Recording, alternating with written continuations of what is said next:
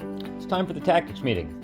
In this episode, I'm going to be sharing with you a presentation on cybersecurity that was given by Eric Wilson of Sector Puget Sound during the Washington State Maritime Cooperative annual seminar. Now, cybersecurity is a huge threat.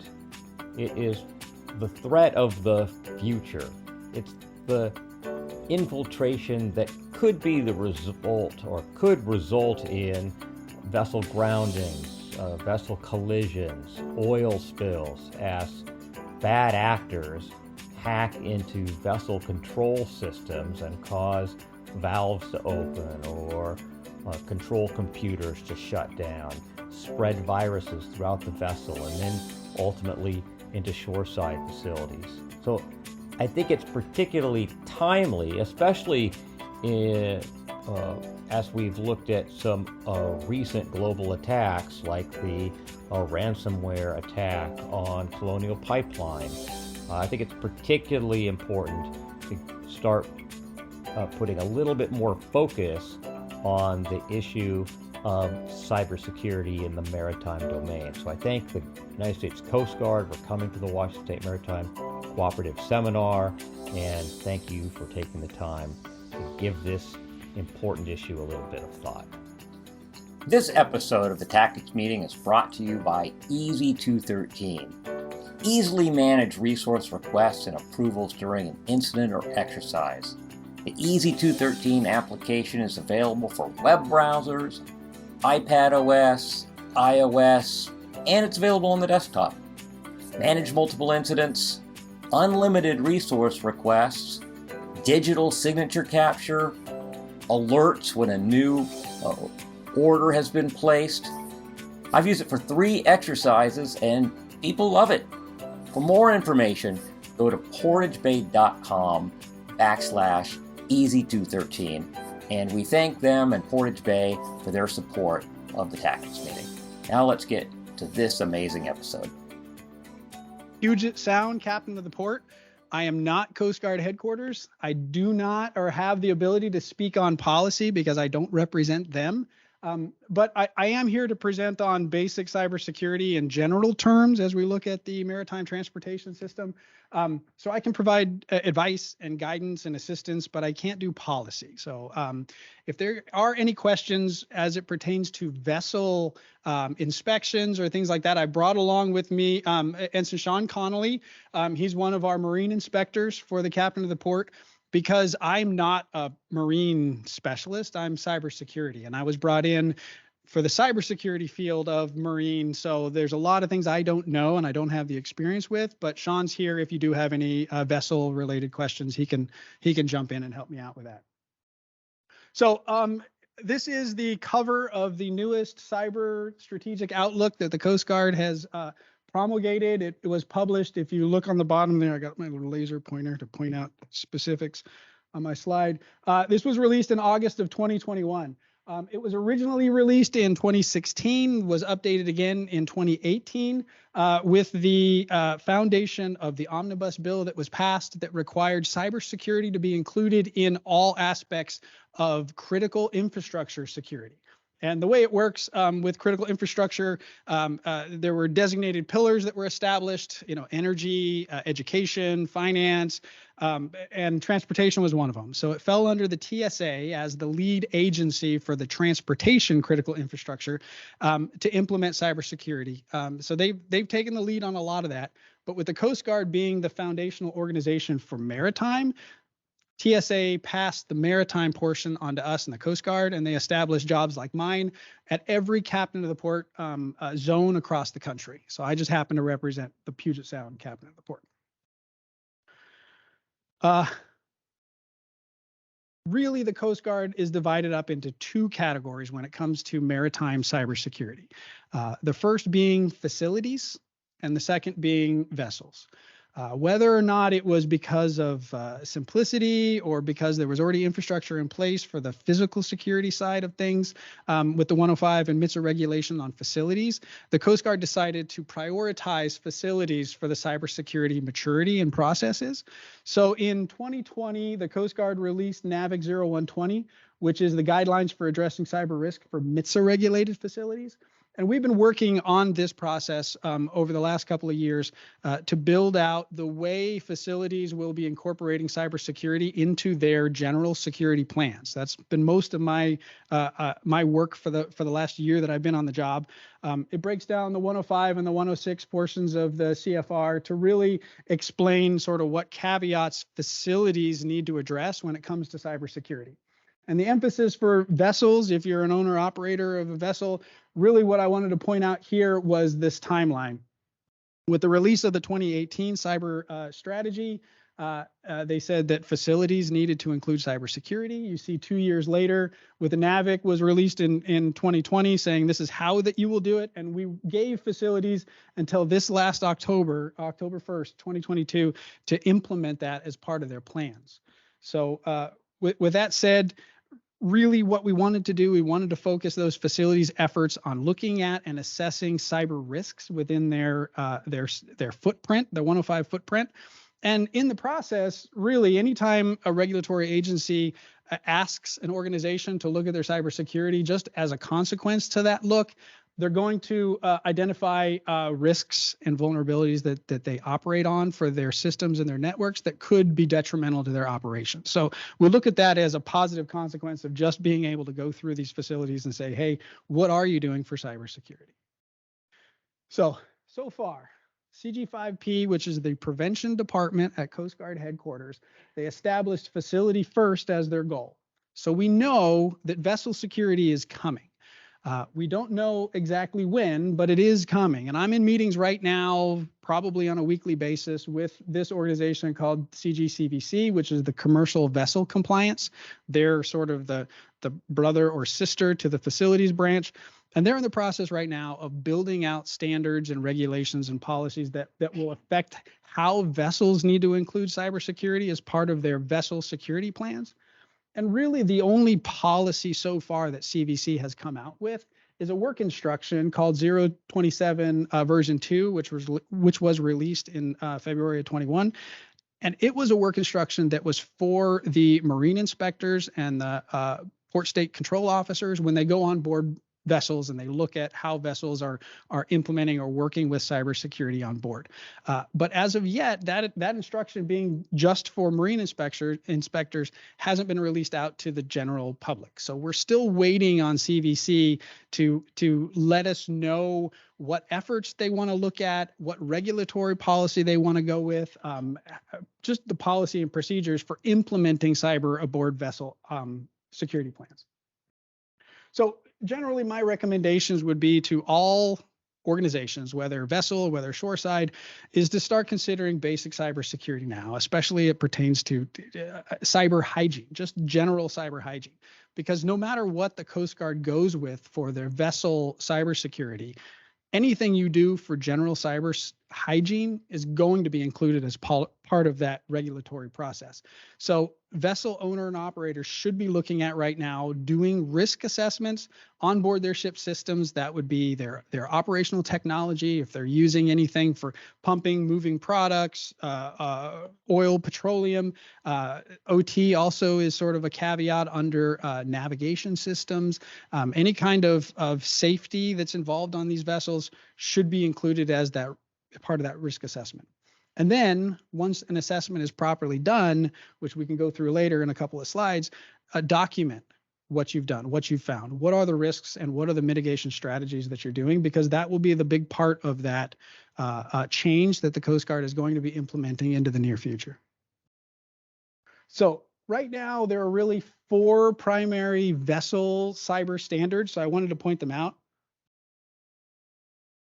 And I believe these slides are going to be made available to everybody. So if you want it, you don't have to write them down. The first being the Maritime Safety Committee Circular number 3, which is the guidelines for cyber risk management.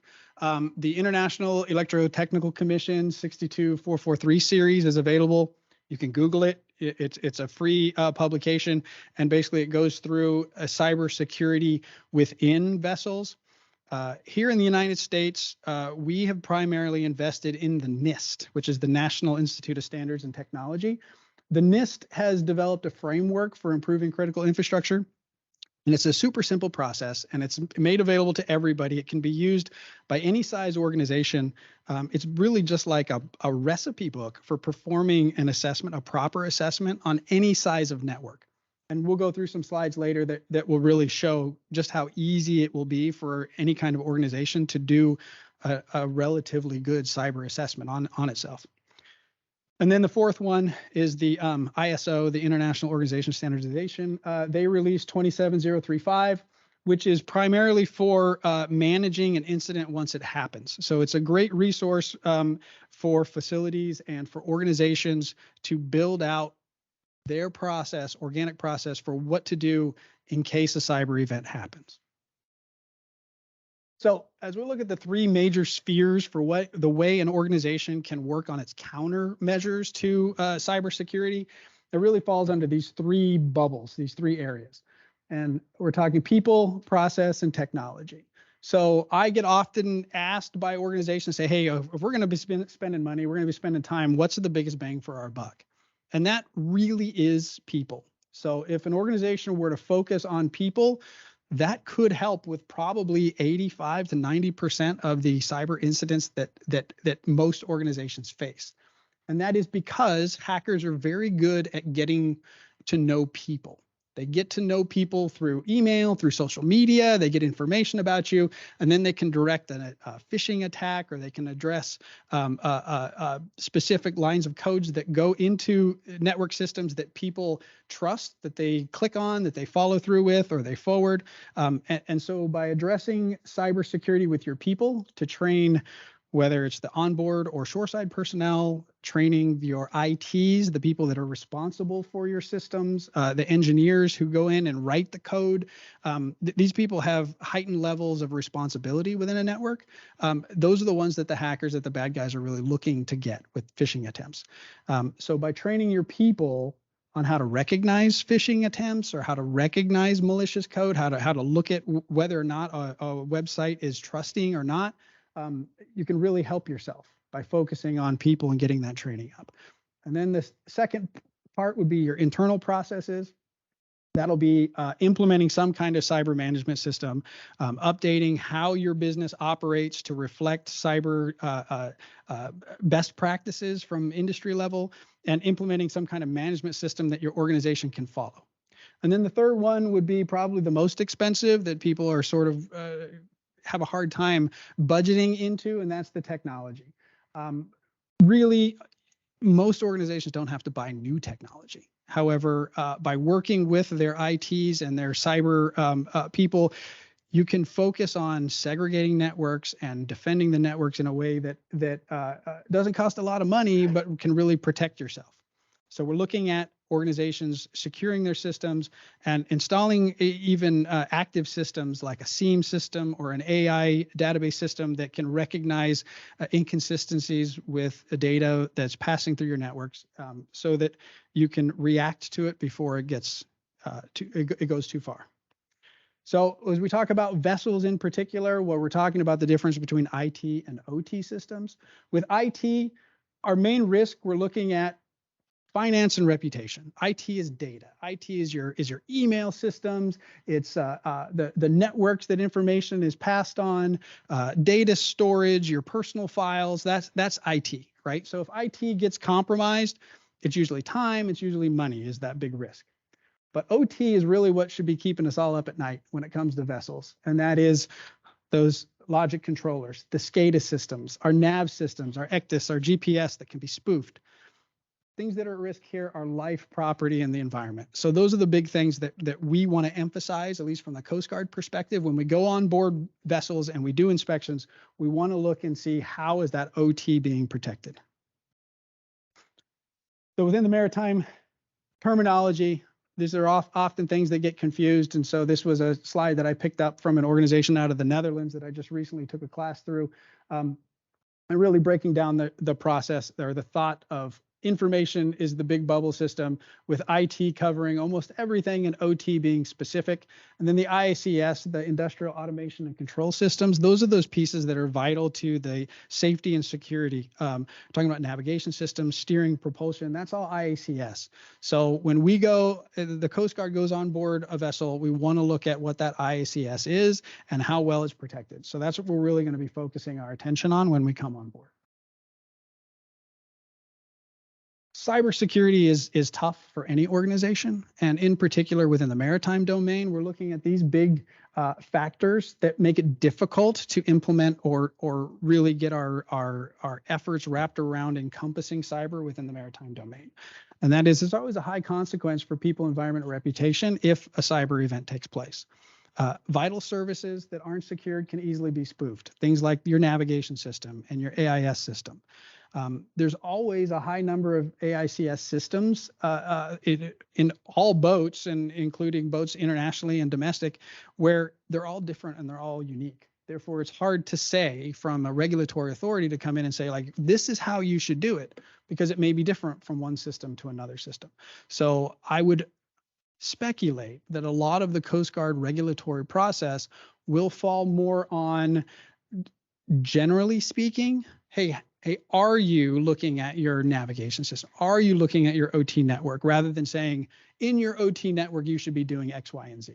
So again, writing what's on the wall, what my expectation is really more of in general terms, the Coast Guard is going to be looking at process rather than specifics. Here's an example of the IEC series. Again, you can download it, you can pull it up, it's free. Google has it available. The NIST framework is that big core of what the United States uses mostly when we come to talking about cybersecurity assessments. And I can show you sort of pretty quickly that the NIST is not something that you should be afraid of or something that you should consider difficult to implement, because they break it down into simple blocks. And that is, they have 5 parts, what they call function unique identifiers, that are all color coded. Basically, if you think about it logically, when it comes to any kind of cyber defense, you want to at least identify what you have in your network. You want to know how you can protect what's in your network. You want to detect if there's anything abnormal, if there's something odd about your network. If you do detect it, how are you going to respond to it? And then finally, how are you going to recover in case an incident happens? And this process of the NIST will walk an organization through each of those steps. The first step we saw in that column sheet, ID for identify. That's that first step of using the NIST. And under each functional unique identifier, there are subcategories. So when we talk about, like, the NIST, for example, if we want to identify, we want to know what assets we have. We want to know if there's any business environment components that we have to consider. What is the governance? What is risk management? So you can go through the NIST step by step. So I have a slide here that's particular. Here's all of them put together. But here's an example of this recipe book that I was talking about when using the NIST. So any organization can pull up the NIST, go to the appendix, and pull up this spreadsheet. And on it, it walks an IT or a cybersecurity professional through assessing an organization's information systems and OT systems. And the first step, it says under asset management for identify, physical devices and systems within the organization are inventoried. So any company security officer, vessel security officer, facility security officer can go to their IT and say, hey, can you please show me where our physical devices are inventoried? Where's a list of all the stuff that should be on our network? Every IT should have it. I worked in IT for 20 years. I know as an IT, any given moment, what was on the networks that I was responsible for, right? The next step, once they give you that list, the inventory, okay, so the next step is, what software are we supposed to have, right? The ITs know what software they support. They can give you a list. These are everything that's allowed on our network. At least it should be, right? And if a piece of software pops up on a network scan, they know, hey, that doesn't belong there. There's something wrong. There's something to investigate. There's something to look at. And we can go through each of these steps of the NIST. And at the end, you'll have a pretty robust look at what cyber stance you hold on your organization. And from there, you can make changes, you can implement different policies, and you can work through it so that you can defend yourself to the best of your ability. Here's an example. I pulled this up. It's an old scan, so there's nothing sensitive about it. At any given time, my company security officer, my CIO can come to me and say, hey, what's on our network? And I can tell you, based on the scan that I performed, I had 103 Optiplex 5040 machines on my network at any given time, or they're supposed to be.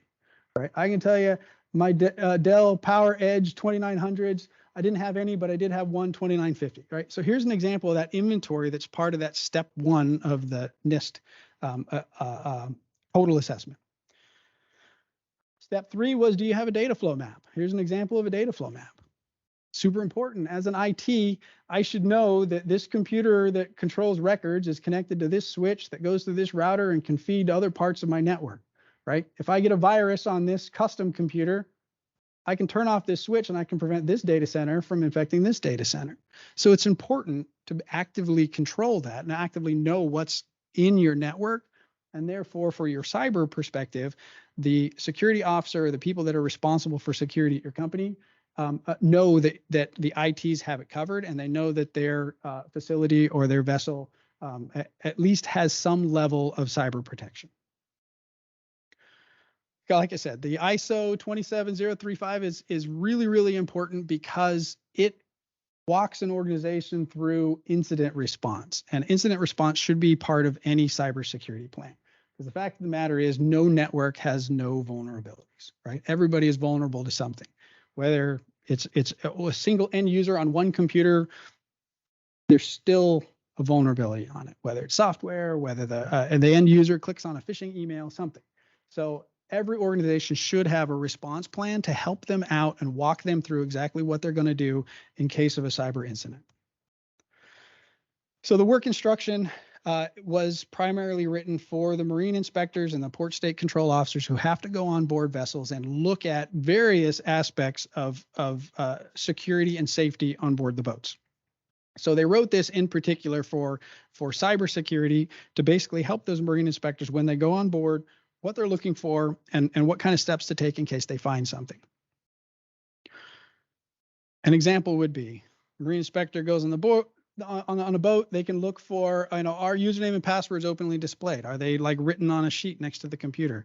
Are computer systems on board all using the same login and password information, or no login and password information? Do they log out after inactivity, right? Do they lock themselves to prevent somebody from walking out of a room and somebody else coming in and using their account to do something bad?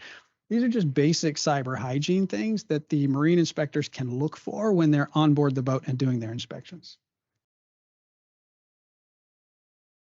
So the work instruction actually goes through a scenario as an example of what a port state control officer might find on board a boat, right? They're saying, the inspector goes on and talks to the second officer of the ship, and the second officer says the ECDIS isn't operational. So it goes through those steps to say, well, as the port state control officer, what should I be looking at if the ECDIS isn't working?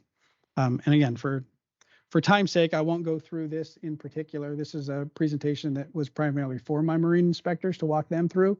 But again, if you want to take the time to read through you're more than I can give you this presentation, or I'm sure it's made available to you.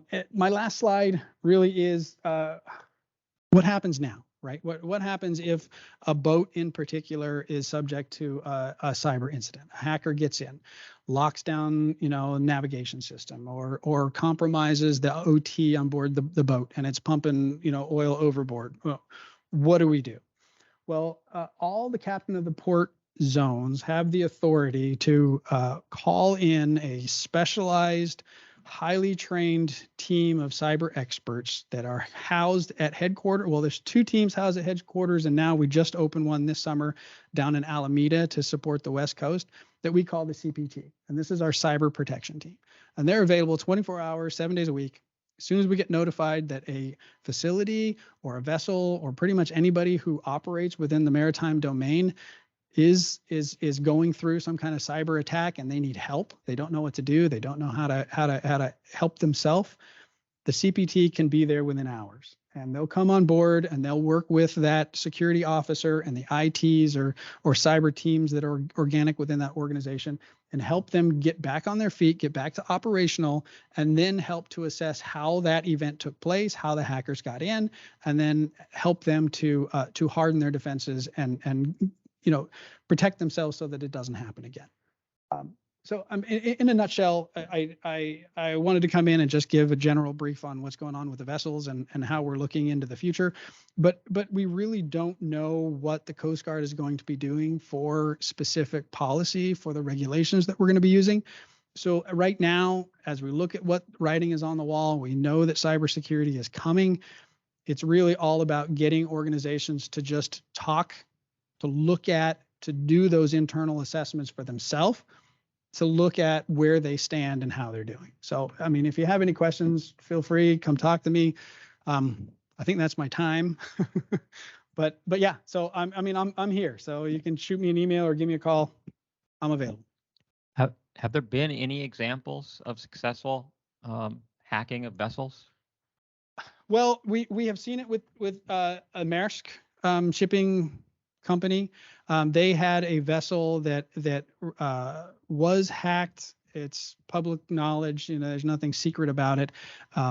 Their system was actually hacked through the use of USB drives that somebody had brought on board, locked down the operational system of the boat, and then that spread to their shoreside facilities. Basically, the virus just spread everywhere, and it shut them down. It was a ransomware event. The hackers were looking for money from Maersk, a lot of money, and Maersk at the time didn't have an incident response plan set up for an event like that. And it turned out that they didn't have backups available for their system. So they were shut down for days.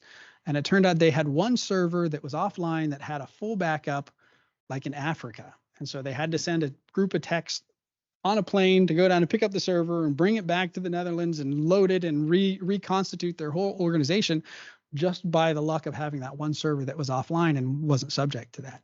So that did happen. And that was millions of dollars lost by the organization because their whole operation was shut down.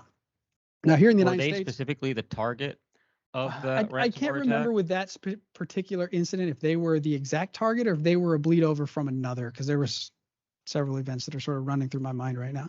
But here in the United States, we have yet to experience a full-fledged attack on a boat that I'm aware of, at least at my level here, captain of the port for Puget Sound. We haven't experienced it.